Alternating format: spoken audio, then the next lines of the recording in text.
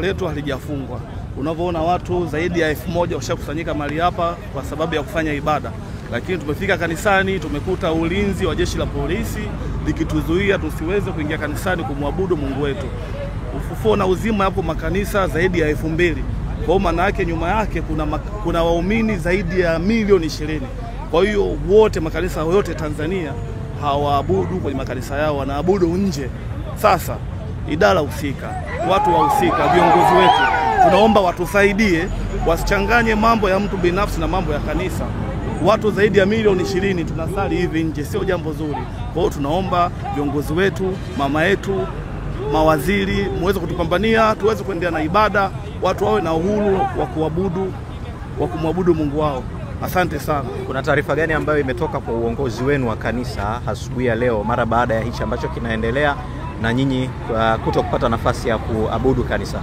Sisi taarifa tuliokuwa nayo ni kufika kanisani tuendelee kumwabudu Mungu wetu. Lakini tumekutana na jeshi la polisi wanatuzuia. Hapa penyewe tulikuwa tunaendelea na ibada, wametufuata ili tusiweze kuendelea na ibada. Lakini kwa sababu sisi tunaendelea kumwamini Mungu wetu, ndio maana bado tuko hapa, tutaendelea na ibada yetu, tukimaliza tutaondoka salama bila kufanya fujo yoyote. Ila kilio chetu tunaomba viongozi wakiangalie waweze kututatulia tuweze kuendelea kumwabudu Mungu wetu. Kuabudu ni haki ya kikatiba, na tulipata nafasi ya kumsikia wakili wenu Peter Kibatala akisema kanisa lenu halijafungiwa. Labda viongozi wa kanisa ambao wako hapa pamoja nanyi wamezungumza nini nanyi kuhusiana na hichi ambacho kinaendelea? Sisi taarifa tulikuwa nayo ni kama hiyo ulioipata na sisi ndio tulioipata. Kwa hiyo mimi sio mwanasheria sana, na tunajua tu sisi siku ya leo itakiwa turudi kanisani, na tulikuwa tumeshafurahi sana kwamba kanisa letu limefunguliwa kwa ajili ya kuendelea na ibada, lakini imekuwa tofauti. Kwa hiyo bado tuna majonzi na tunasikitika, ndio maana tunaomba idara husika itusaidie tuendelee kuweza kumwabudu Mungu wetu kama tulivyokuwa tunaabudu zamani. Shukuru sana. Asante sana. Kiongozi, tangu asubuhi umekuwa miongoni mwa watu wa mbele kabisa wa kuongoza ibada hii ya leo. Nini ambacho nyinyi kama wana Ufufuo na Uzima mmekipokea asubuhi ya leo? Kwanza ni jambo linalosikitisha.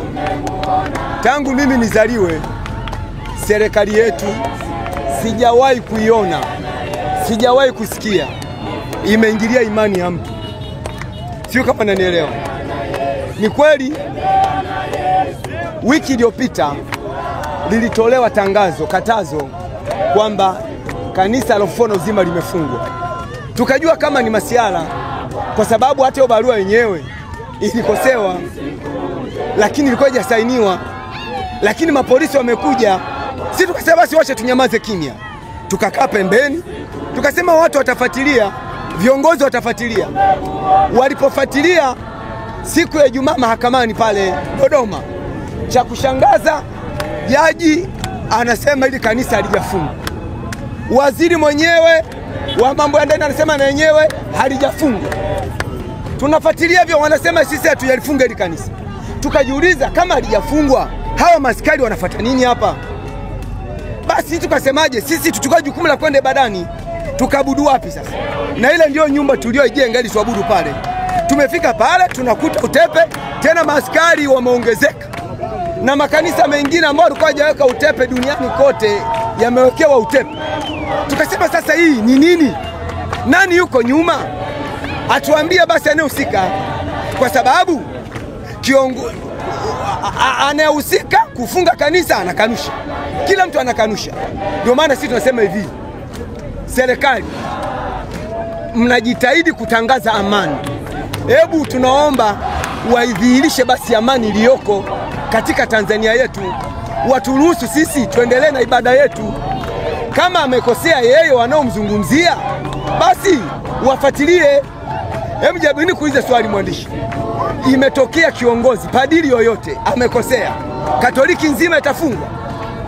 Katoliki yote kwamba tumefunga kuna kuabudu? Haijawahi kutokea. Sasa tukisema huu ni uonevu tunakosea? Hapana.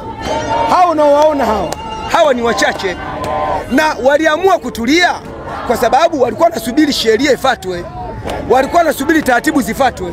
Lakini tunavyoona, tunavyofuata taratibu, tumekaa kimya, wanaona kana kwamba na sisi tumeridhika. Sisi hatujalizika.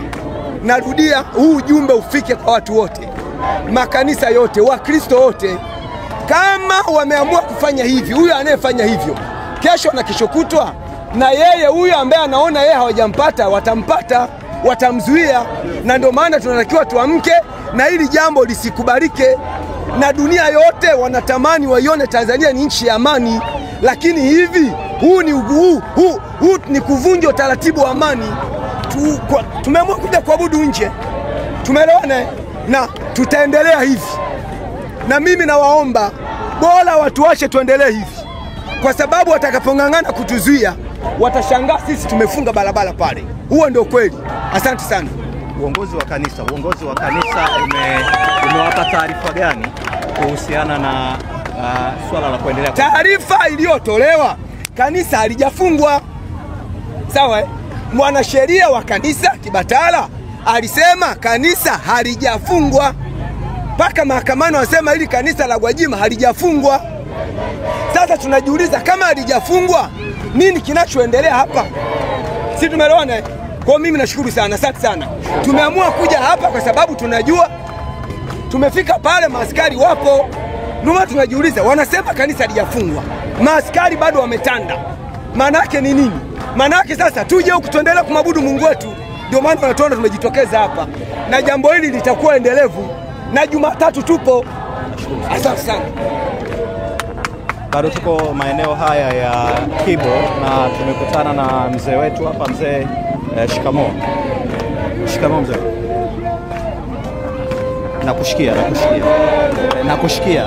Shikamoo. Salamu, jambo. Wana Ufufuo na Uzima mmekusanyika hapa leo ikiwa ni siku ya ibada. Kwa kawaida mnaabudu katika nyumba yenu, kwa maana ya kanisa lenu. Nini sababu ya kuwepo hapa asubuhi ya leo kuendana na taarifa ambayo umeipata kwa uongozi wenu? Kianza kwa kujitambulisha majina yako. Kwa ujumla, majina yako. Mimi naitwa Mchungaji Zephania Shimba. Naabudu katika kanisa la Ufufuo na Uzima. Lakini tarehe 2 imefungwa. Tuko hapa kwa ajili ya kuabudu, kwa sababu hakuna duniani kote, iwe msikiti iwe kanisa, kufungwa. Na kama mtu alikosea, anajuika mtu yule. Nikirudi katika sheria, mchungaji wetu ni mbunge. Mbunge kama alikosea, kama mbunge angepelekwa katika kamati ya maadili, akahojiwa, kwa nini unahubiri siasa katika kanisa? Lakini wamechukua uamuzi wa ajabu sana. Ina maana kwamba kumharibia mtu katika ibada yake, ina maana umemharibia Mungu. Mungu hatapendea na utawala wa jinsi hii. Yaani sisi labda nchi yetu ni amani sana mno. Toka baba wa taifa mpaka Magufuli, nchi yetu ni amani. Makosa katika nchi hayakosekani, madogo. Lakini hili, yani kufungwa kanisa letu, mimi ninavyofikiria, mimi nimefanya kazi serikali, mambo ya kisiasa. Ndio maana wamechukua jukumu kumfunga kanisa. Labda aliona Gwajima anataka kuchukua fomu ya urais. Sijui. Ndio maana wameona kwamba ngoja mfungie. Kufungwa kwa kanisa hakumzuii Gwajima kuchukua fomu ya urais kama ambavyo unaeleza. Labda waliona kwamba anataka kugombea urais. Kumbe sivyo. Ni mtumishi wa Mungu. Yeye anavyosema kwamba alichokisema kimetangazwa katika vyombo vya habari na kinatokea, na kila raia anajua, kila Mtanzania anajua kwamba kuna utekaji, kuna utesaji na mauaji. Sasa yeye kama mtumishi wa Mungu aliwaambia kanisa, jamani, tujihadhari, kuna utekaji na kunyenyeswa na kuuawa. Naona sasa alikosea wapi? Sielewi. maana mimi sielewi mambo ya serikali wala mambo ya siasa, lakini ni kweli kwamba kama mama yetu anashauriwa, washauri wake sio wazuri, wanataka kumharibia mama. Alianza vizuri sana mama yetu, sana mno, sana mno, mpaka asema kwamba ndawatoa ndoo kichwani akina mama, lakini watendaji wake ndio wamewatisha ndoo akina mama. Yani mama asiwasikilize watendaji. Yani mama yetu anaharibiwa.